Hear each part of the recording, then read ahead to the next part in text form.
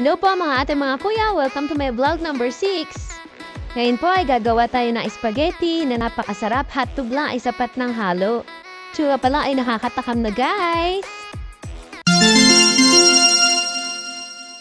Ano bang hinihintay natin guys? Umpisahan na natin!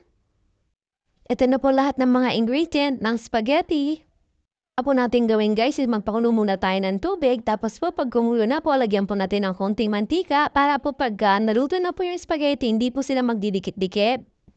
Sa 2 kilo nga pala yung ating lulutuin ng spaghetti dahil po birthday na aking biyanan, kaya kailangan po natin magluto ng medyo maraming spaghetti. Sa puntong ito, luto na yung pasta, kaya dapat po natin hugasan ito. Na po maiwasan natin yung sobrang lambot na pasta, kailangan po natin talagang hugasan. Pagkatapos po niya, na-i-day na po natin siya, tapos po ilagay po natin sa isang gilid para po makatulo po siya at saka medyo lumamig po siya pag nilagyan na po siya ng sauce.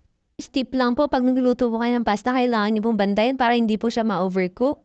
Yun naman guys, magluluto na tayo ng sauce. Unahin po natin yung margarine, lagyan po natin yung kawali. Guys, tunawin natin maigi yung margarine, tapos po gisa na po natin yung sibuyas, then hahaluin po natin. Medyo maluto po ito, tapos po ay sunod na rin po natin yung bawang. Haluin din po natin ng konti, tapos po ay sunod na po natin yung ating cheese dog. Wahiwa po natin sa maliliit, igisa lang po natin ito hanggang sa medyo maluto po.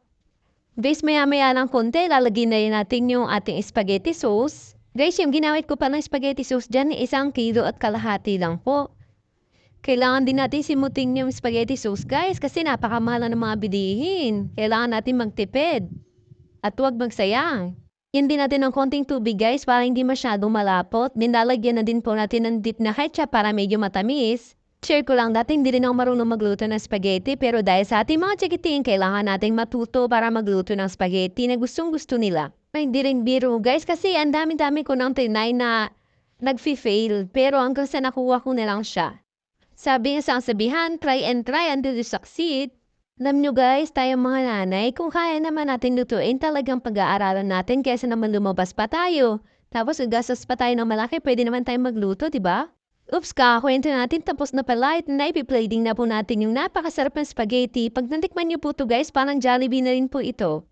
Siyempre guys, dandanan natin yung pag-plating para yung mga bata pag nakita talaga namang masasarapan sa itsura pa lang. Lagyan din natin ng cheese na marami. Parang pati ako natataham na rin, excited na matikman ito.